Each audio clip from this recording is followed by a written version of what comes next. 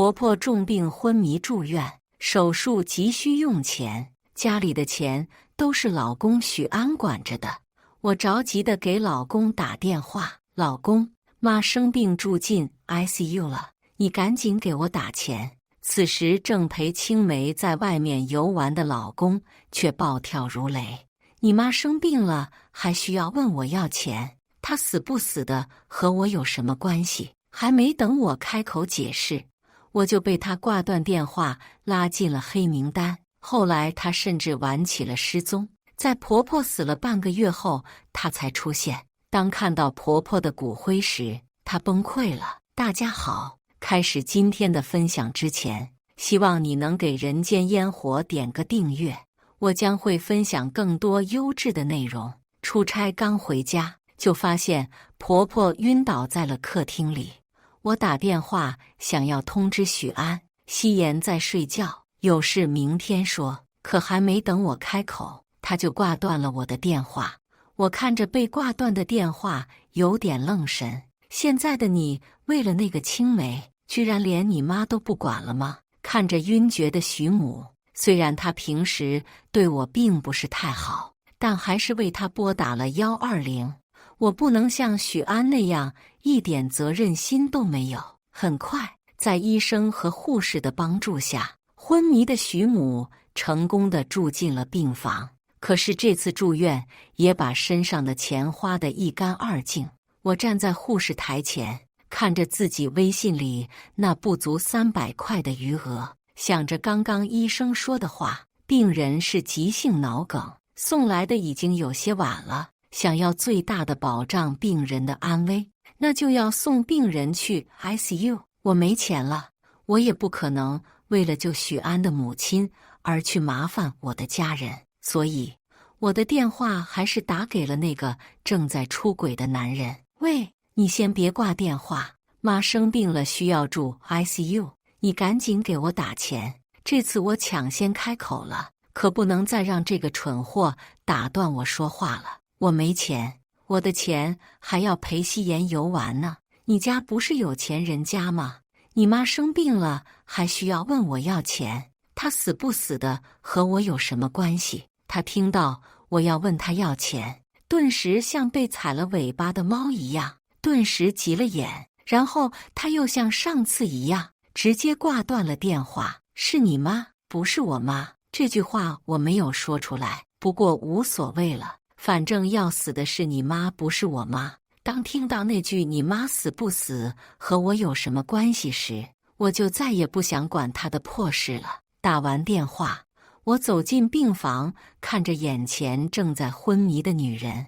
我和许安之所以走到这一步，其中很大一部分原因也是因为她。当初因为我家心地善良，考虑他们家庭并不好，所以就没怎么问他们要彩礼，所以许母就觉得我好欺负，一直在他儿子耳边吹耳旁风。而且这些年我们又没个一儿半女，所以他就一直对我没有好脸色过。不仅如此，他之前还想逼迫我喝他不知道从哪搞来的土方子，妄想以此让我怀孕。还好我家人给力，来把他骂了一顿，才没让我喝下那些恶心的药方。要怪就怪你儿子不孝顺吧。我坐在一旁，为自己削了一个苹果。许母仿佛听到了我的话语，她的眼角留下了一丝泪痕。你上哪找这么好的一个儿媳妇啊？都要离婚了，还能送你来医院？本来这次回来就是要和许安离婚的，可是现在遇到这种事情，许安又不接我电话，这婚还一时半会离不成了。林女士思考的怎么样了？要不要转 ICU？ 医生夜间查房，见我还在病房里，出于职业态度，又问了我一遍。我摇了摇头，我没钱啊，钱都是他儿子管的。我表示无奈，能送他到医院，已经是我这个儿媳妇能做的最大的事情了。医生皱了皱眉，病人的情况很危险的，如果你们不准备转 ICU 的话，我们的建议是不继续住院了。他儿子根本不和我沟通啊，要不您和他沟通一下，我把手机递给医生，他们母子的破事，我是一点也不想管了。医生见我的动作，也是有点发懵，不过还是让我把电话拨了过去。林家，你是不是有病？一次又一次的打电话干啥？这次许安时真的一点耐心都没有了，刚一接通就对着我一顿破口大骂。可惜这次拿手机的不是我。刚准备开口的医生拿着手机待了一会，才反应过来自己被骂了。这位先生，你妈要死了。医生虽然面色铁青，不过还是耐心地说了下去。你先别激动，可许安那种蠢货又怎么会是一个能轻易被安抚的人呢？你妈才要死了，那是他妈和我无关。听到医生咒他妈要死了，许安仿佛像是一个要吃人的野兽。原来你还关心你妈呀，我还以为你除了你的青梅没有关心的人了。听到他那激动的心情，我不禁暗暗感叹，这位先生，是您的妻子说的，现在在医院的是您的母亲，她的婆婆。您的母亲现在情况非常凶险，医院这边建议您有条件就尽量送病人去 ICU。 医生纵然很不爽，但还是劝解着。听到这里，电话那头的许安反倒是冷静了下来。林家找你们演这么一出戏，给你们多少钱啊？还我妈要死了，我妈身体那么健康，我就几天没回家，她就要死了。告诉林家，想要离婚没门，除非她来求我。电话那头不仅有许安的声音，还有些许摩擦身体的声音，我的耳朵间还隐隐听到了一声宝，他们好吵啊，你能挂了吗？随着那个声音的出现，许安也是光速挂断了电话，一点也没给我和医生反应时间。医生无奈地把电话递给了我。从医这么多年，这种奇葩还是很少见的。不好意思哈，看着这一幕，我多少还是有些愧疚的，不应该把这位医生拉进这个泥潭的。你还是尽量把他儿子喊来的。像他这种情况，在普通病房可能哪天就没了。医生交代了一句就走了，他是劝不动了，爱去不去吧。出于对医生的愧疚，我对着许母拍了一张照片。真是你妈住院了，爱信不信。我把这段话和刚刚拍的照片在微信上给许安发了过去。可惜让我没想到的是，一个大大的红色感叹号在我的微信聊天页面浮现。对于许安做出什么事情，我都有预想，他的这个拉黑可太是时候了，简直可以说是压死他妈的最后一根稻草。我看着床上躺着的妇人，没办法了，你儿子不给你机会，可以尝试的方法我都试过了，我已经可以说是对他仁至义尽了。平时他不止一次的在外人面前贬低我，还骂我是不下蛋的母鸡，天下恶婆婆的模样都曾在他的身上出现过。当初我还爱着许安，许安也还算爱着我，所以我可以为他忍受一切。可是自从希言出现后，许安的爱就不曾放在我的身上了，所以窝囊的林家只是一个过去式了。打开朋友圈，一个碍眼的动态就出现在了我的面前，有你真好。那是一张图片，两只手紧紧地攥在了一起，下面还有他自己的评论。有的人为了得到男人不择手段了，连他妈妈要死了的这种谎话都编得出来，可怜。 JPG， 这是希言的动态，我知道他是在映射我，我也不会惯着他，直接就一条评论对在了他的脸上。有些女人真是够不要脸的，那个男人都还是有妇之夫，那个女人就像狗一样凑了上去。刚要收起手机，我又想起了医生对我的交代，我叹息了一声，我还是太善良了。他妈死在医院，我不会难过，但是对医院来说还是不太好的。我想了想，将那个照片发在了希言动态底下，附加的还有一段话：许安他妈真不行了，你自己看着转不转告？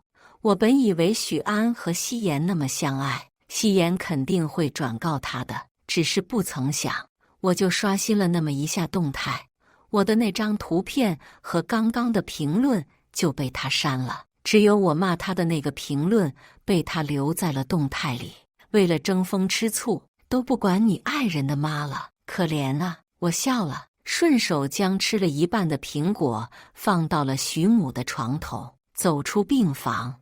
我回头看了一眼这个折磨了我几年的女人，希望医院能联系你儿子，可别再来烦我了。刚走出医院没多久，许安的电话就打了过来，他的声音带着一丝气急败坏：林家，你到底想要怎样？又是找人表演我妈要死了，又是骂夕颜的，出个差回来哪来的这么多戏？你是不是有病？有病就去治。这要是放在以前他这么骂我，那我可能会失望伤心，可已经被他伤透心过一次的人，对于他的这些话我已经免疫了。首先你先别急，我平静地开口，其次你妈真要死了，再其次你和你的贱人小三是真的该骂，最后你再不回来和我离婚，我就要起诉离婚了。我都不知道我之前为什么对这种颠男那么死心塌地。星号星号星号，这下许安是真的急眼了，一连串不可描述的话语从电话那头传来，自己在这发癫吧。我先挂了，没有理会许安，我直接挂断了他的电话。我和他结婚6年了，多年的忍让可能让他认为我是一个可以随便拿捏的人，可是他是不是忘记了，当年我也是以脾气火辣著称的，要不是嫁给他后脾气收敛了很多，现在哪能轮得着他这么猖狂。今天的月亮真圆啊，清风拂面，我望向天空，没有负担真好。果然不出我的意料，徐母还是死在了医院。可是我有些奇怪，为什么医院会给我打电话让我去接人，而不是让他的亲儿子去接人？我走之前也给他们留了许安的联系方式。我医院接人的时候，医生一脸叹息地站起来病床前，他儿子真不是一个东西，怎么打电话都不接。这些天他们也都做过努力，但是根本没有一个人能打通他的电话。在送徐母回家的路上，我还在奇怪，直到看到了夕颜发的那条朋友圈，我才知道到底发生了什么。朋友们，失联几天，要和许安哥哥去巴厘岛玩了。为了防止有变态一个劲的打电话骚扰我们，这几天我们的电话先停用了。很显然，夕颜口中的变态就是我了。我笑了，这人为了达到目的真是不择手段。为了不让许安走，他居然瞒住了许安，而且还不让任何人联系他。不过无所谓了，一个脏了的男人，他喜欢就给他好了。至于许安想不想见到他妈最后一面，那就要看他的造化了。现在天气热，我也只能让他妈在人世间停留最后7天了。这7天人来人往，我把许安那边我认识的不认识的亲戚能喊的都喊来了。他们来的第一个问题就是许安的他妈没了，他为什么不在这？每当这时，我总会回以微笑，跟着小三出去旅游了，为了清静主动和外面断联了。他现在还不知道他妈已经没了。他们听到这句话，总是会对我露出一个尴尬的微笑，眼神中都会透露着一丝怜悯。这7天就像是一个轮回，每时每刻我都会重复上面这个操作，而我也成功的通过这7天的操作，让许安在他家族里名声彻底臭了。这也就是为什么本来可以在家放3天下葬，而我执意要放7天的原因。而许安也如我所料，这7天并没有回来，直到他母亲已经离世15天，骨灰都摆在家中之时，他才回来。夕颜挽着许安的手，一同出现在了我们的家中。我站在客厅，笑意吟吟地看着他，他阴翳地看向自己家客厅的那个桌子上。林家，你在干什么？非得咒我妈死，还弄上假骨灰盒了？我只是把他妈火化了，并没有出钱给买墓地，所以那个骨灰盒还放在家中。许安气急了，他平日最忌讳这些东西了，所以看到家中有一个骨灰盒和一些祭品放在桌上，顿时气不打一处来。他快步走到桌子前，收起你这些小把戏吧，知道我为什么选择夕颜而不选择你吗？他比你善良、听话、懂事，也不会用这些鬼把戏糊弄我。说着，他竟然手一扫，就将桌子上的骨灰盒扫到了地上，顿时家中烟尘四起。我就冷冷地看着他的所作所为，没有制止，毕竟不是我家人被挫骨扬灰了，而且我对徐母也谈不上好感，毕竟她也是一个标准的恶婆婆。说巧也不巧，此时地面上恰巧有一个扫地机器人，骨灰洒落到地上时，正好被他一股脑全都扫了进去。你可真是一个大孝子！我讥讽地看着许安，他妈妈可能死了也想不到，自己最亲爱的儿子居然会这么对自己。还不等许安说话，夕颜反而最先是脸色大变，毕竟他是知道真相的，所以他猜测那个盒子里面装的可能真的是许安的妈妈。安哥，我头有点晕，我先回家了。他想跑了，他只是争风吃醋，却没料想到许母这么不争气，真的死了。那我送你回家吧。见夕颜身体不适，许安也顾不上发怒了，他温柔地扶起夕颜，想要送她出门。那是一种我从来没有体验过的温柔，即使是我们热恋期也没有出现过的。以前的我可能会羡慕，但是现在我只会感到好笑。如今的他可以这么对待夕颜，可能以后也会这么对待夕颜2号。想走，自己看吧，大孝子。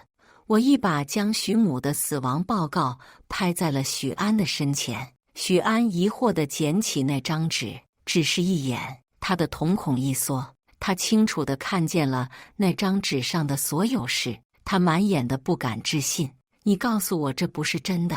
他眼神通红，双手攥住我的手臂。滚开！他攥疼了我了。我一把将许安的手掌打了下去。大孝子，你现在打开扫地机器人，还能抢救一下你妈？我冷笑，一直不相信我，早干什么去了？林家，你怎么能拿阿姨的生命开玩笑呢？之前为什么不说清楚啊？你要说清楚，安哥还能不回来给妈妈交钱吗？夕颜眼神有些闪躲，他怕东窗事发，首先将屎盆子扣在了我的头上。他也自信，当时那条评论删得飞快，我应该没有留下什么证据。正跪在地上抢救妈妈的许安听到这话，一下子就愣住了。对呀，要不是眼前这个贱人，自己妈妈怎么会死？他眼神通红，仿佛想要杀死我。我看了一眼地上的许母，因为之前扫地机器人里有垃圾，还有一些水渍，现在的许母已经变成了一滩浆糊。是我没说吗？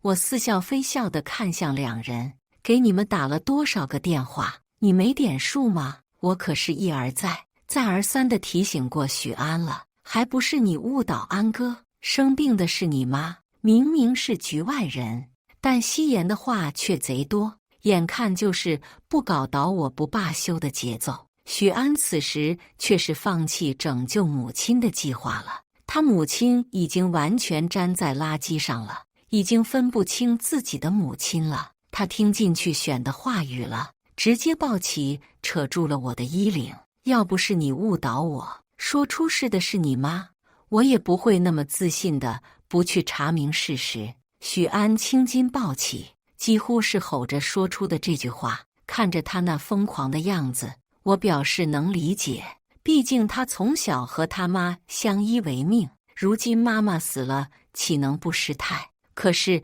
理解是能理解，但接受不接受又是两回事。我直接一脚把想要揍我的许安踹了出去。你自己想一下，我的第3通电话是不是就明确的告知生病的是你妈了？那还是医生亲口对你说的。可是你干了什么呢？对着医生就是一顿臭骂。我不在乎他算旧账，我都做的一切事情都不会让许安钻到漏洞的。许安捂着肚子，疼得直不起腰来，他的眼眶划过一滴泪水，喃喃自语起来：我的问题都是我的问题，如果我不出轨，我妈就不会死了。夕颜看着许安的窝囊样，眼底闪过一丝失望。可是你第2通电话说清楚的话，安哥就不会误会的。他就像是一个搅屎棍，每当许安要放弃的时候，他都会出来给许安加一把火。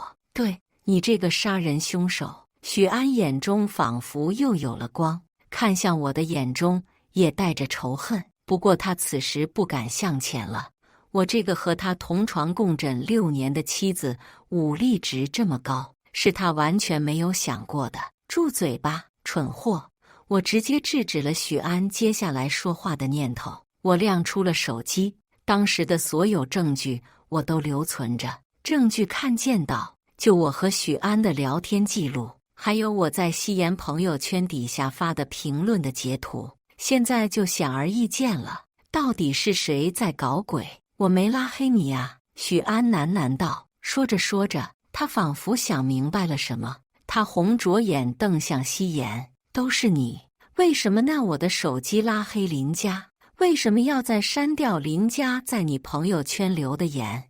你是不是一直都知道我妈生病的事实？他崩溃了，他觉得自己身边就没有好人，自己的妻子天天闹着要离婚，自己现在最喜欢的青梅居然瞒着自己母亲生病的事实，就这么让自己的母亲离世了。我没有，你别听林家的挑拨离间。夕颜面色苍白，声音却是越来越低。他也看到了我的那张截图，自然是没有底气继续辩驳下去了。不过许安冷着脸看都没看他一眼。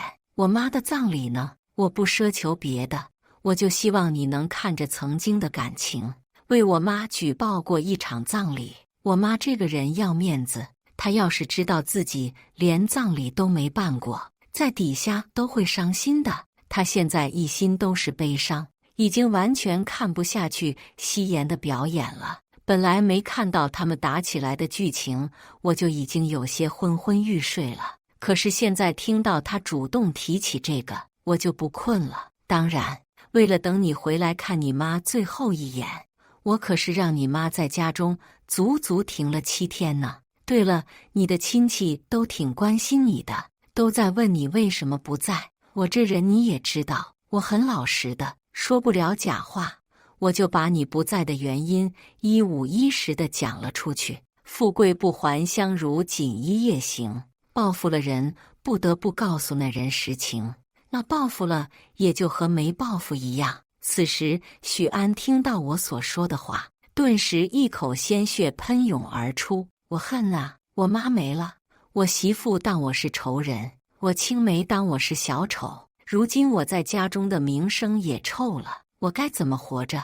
这就是许安此时心中最好的写照。从小顺风顺水的他，没想到出去游玩了几天，天都塌了。他目光复杂地看向我，轻声开口说道：佳佳，你能不能不要离开我？再失去你，我就真的没有家人了。此时的他想要开口留下我了，我可以发誓，我再也不会犯错了。以后你打我、骂我，我都不会有任何意见了。他的声音有些颤抖，仿佛我不同意就会哭出来一样。安哥，你别这么卑微啊，你还有我呀。夕颜多少有些看不清局势，他看着许安表明态度，顿时有些急了，想要上前拉住许安的胳膊和他撒娇一番。这是他以前对付许安最好的办法，只要他撒娇，许安就会放弃一切去拥抱他。可是这次他失算了，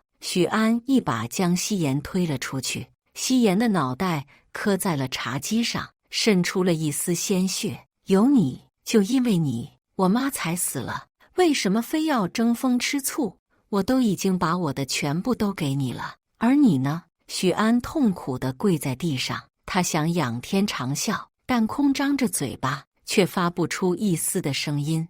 我冷眼看着眼前的两人，开口说道：“收起你的表演吧，赶紧关注一下你的小娇妻吧。平时不是很恩爱吗？现在怎么这样了？不爱就是不爱了，不管以前多么恩爱，但我们也到此为止了。如果你还想让我给你留个好印象，那么就赶紧的跟我去办理离婚，算我求你了。出轨只有一次和无数次，我不再相信他。此时的我只想快点办理了离婚，让这个男人在我的生命中永远的消失。”许安扭头看向一旁正在手忙脚乱地擦拭鲜血的夕颜，眼神之中闪过一丝不忍，又闪过一丝狠厉。我们的关系我能解释，我了半天，最终还是没有说出什么所以然来。在此之前，他就对我没有感情了，所以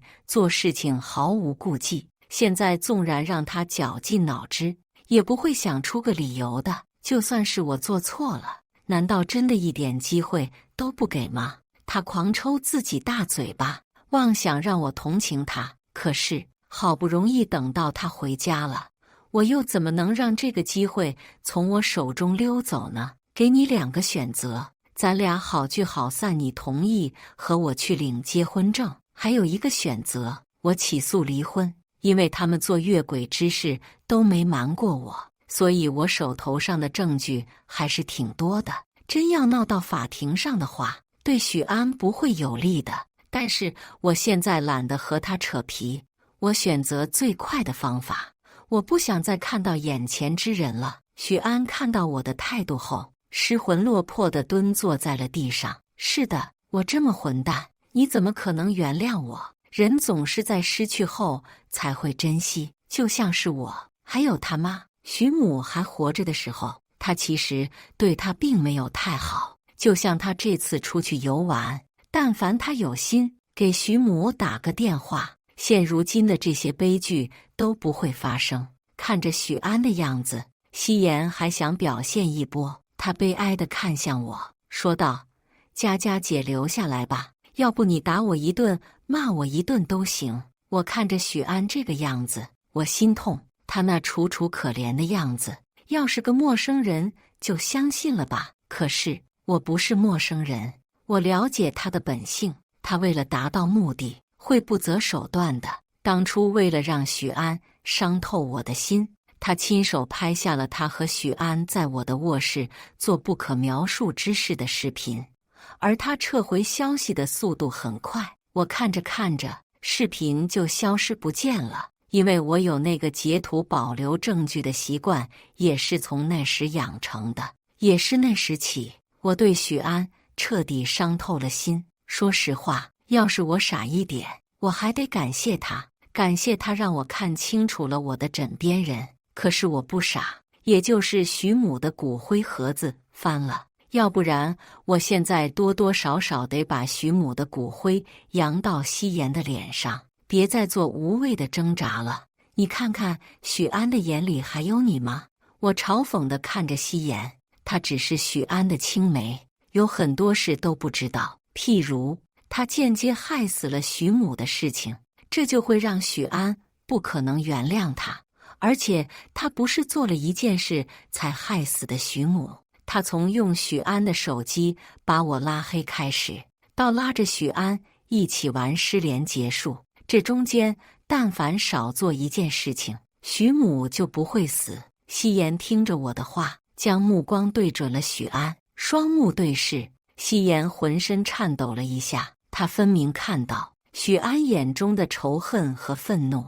我不想再搭理这两个人，只是把目光又转移到了许安身上。做出选择吧。好，你把离婚协议准备好，我会签字的。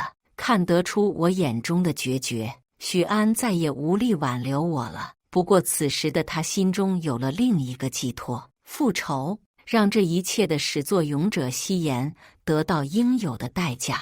他做事从不考虑自己出了什么错，他只知道一味地将锅甩到别人身上。就比如现在，他认为是夕颜勾引了自己，所以他才会出轨。还有就是夕颜隐瞒了自己母亲的病情，所以自己母亲才会死。他也不想想，如果事情一开始他就选择相信我，能让我把话说完，这场悲剧就不会发生。我看向许安，6年的同床共枕，让我知道他此时在想什么。摇了摇头，我并不想掺和这些事情，毕竟我也很烦夕颜，即使不再喜欢许安，但我也不会同情一个涉足别人家庭的小三。我走了，我的行李很早就收拾好了。这个充满回忆的房子，我早就不想待了。之所以一直在这里住着，那就是因为我想等许安回来。现在事情已经谈好了，我自然不会再想在这里待下去。我走时随手将大门给带上了，随着大门关闭的声音，房屋内又传出了一阵阵女人的惨叫和男人的怒骂。我没有理会，一切都是他们自找的。反正夕颜要是敢的话，家暴事件报警自然会有人处理。至于更严重的，开玩笑，许安没有这个胆子。1个月后，我和许安的冷静期也过去了。再见到他，他的脸上写满了沧桑。他还是和夕颜一同出现的，不过现在的他们脸上再也没有洋溢过欢笑，取而代之的则是许安眼底的阴翳和夕颜的恐惧。真的没有机会了，许安苦涩地开口道，他的眼神中充满着无奈。这1个月，我无时无刻都不在反思着自己的错误。我错了，我真的错了。说着说着，他的泪水从眼眶中滑落。我无语地看着眼前之人，现在的他越来越没脸没皮了。没什么一个大男人能够在大街上随时随地地哭出来。我没有回答他，只是静静地看着他。好吧，看着我的动作，许安也知道了我的选择。拿着手中崭新出炉的离婚证，我深吸一口气，自由了。这口新鲜的空气，好久没有感受到了。拿着手中的这个小本本，我才感受到了安心。与我不同的是，许安眼中满是黯淡。作为前夫，能再陪我喝杯茶吗？喝完这杯茶，我保证再也不烦你了。他的眼中满是期许。我看着他，缓缓地点了一下头。我想知道他又想放什么屁。我带着他驱车来到了最近的一家茶馆，这是最好的选择了。我可不想跟着他回到那个充满着恶意的家中。点了一杯茶，他一边喝着，一边诉说着我们这6年的婚姻。他说他很后悔，如果当初没有贪恋一时的享受，那我们就不会走到今天。他说他曾经，现在都很爱我，唯一那中间的一次选择，让我们最终走向了末路。他一边喝着茶，一边向我哭诉。最后，他像喝醉了一样，想要拉住我的手，向我保证什么。不过，我没有如他所愿，我飞快地躲过了他伸过来的手。如果就这些，那就算了。想让我原谅你，你不配。我起身走了，独留他自己在茶馆里黯然神伤。我这次答应他的请求，也只是为了让他以后不再骚扰我。既然已经完事，我自然不会再停留下去。只是在我走后，那一直自言自语的许安突然眼神坚定，仿佛下定了什么样的决心一般。林佳，我会让这个事情中所有让你受委屈的人都得到应有的惩罚的。我是开车带着许安和夕颜一起来的。之前因为许安并不同意夕颜跟进茶馆，所以夕颜就老实地站在外面等候。此时看着我出来，夕颜尴尬地向我笑了一下。现在的他眼中再也没有了以前的那般狡黠。即使我不擅长心理学，但我也能从他的眼中看出许多。1个月不见，那个无理也能变3分的女人消失了。现在的她只有自卑和恐惧。许安还在里面，你可以去找他了。我示意他离开车门，带他们来了。我可不准备载他们走。我伸手去开车门，居然吓了希言一个哆嗦。思考了一会，就知道这是希言的条件反射了。这1个月，他不知道挨了许安多少毒打了。只可惜我不知道他现在为何还这么死心塌地地跟着许安。当然，我也不可能去问他。我没有什么强迫症，什么不知道的问题非得知道答案啥的。如此，就让这个问题随风消散吧。离开了许安后，我感受到了这个世界到底有多么的美好。阳光、沙滩、海鸥、海浪，一切都是那么的美好。这些事情从没变过，只不过之前的这6年，我的心思一直都是在许安的心上，所以一直没有时间去享受这些美好生活。就这么享受了6个月。我在刷短视频的时候，看到了一条让我震惊的视频。是发生了一起严重的入室杀人事件，死者名为希言，于5天前发现被谋杀在家中。经过是法医鉴定，希言生前遭受过7个月的鞭打，现如今凶手还在逃，凶手穷凶极恶，请广大市民们这段时间请减少夜间出行。看到这里时，我震惊了，想都不用想，做出这一切的一定是许安。我有点害怕了，即使我有点武艺在身上，可在面对走投无路的人的时候，那点东西是完全不够看的。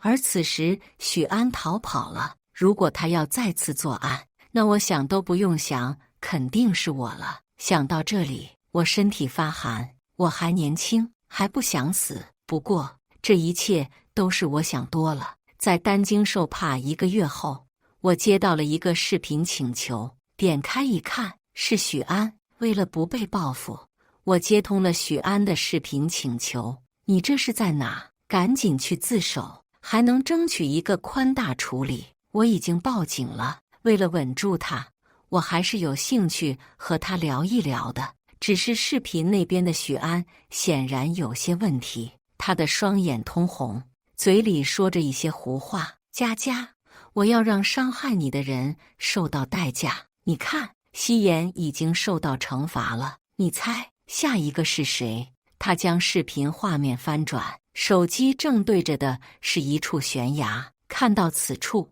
我心里隐隐有了一丝猜测，那时我们第1次约会的地方，我在那里许过1次愿，我想要飞翔。此时许安说着要惩罚伤害我的人，那除了希言，就只剩一个许安了。自首吧。我没有多说什么，只是许安也没有听从建议，他将手机放在地上，纵身一跃，飞翔了。我只能听到这3个字，声音越来越小。这是你的赎罪吗？我摇了摇头，起身走向窗边，看着窗外那热闹的街道。再见，再也不见。以上就是今天分享的故事。大家有什么想说的、想吐槽的，欢迎在下方评论交流。也更希望能给人间烟火点个订阅，我将会分享更多优质的故事内容。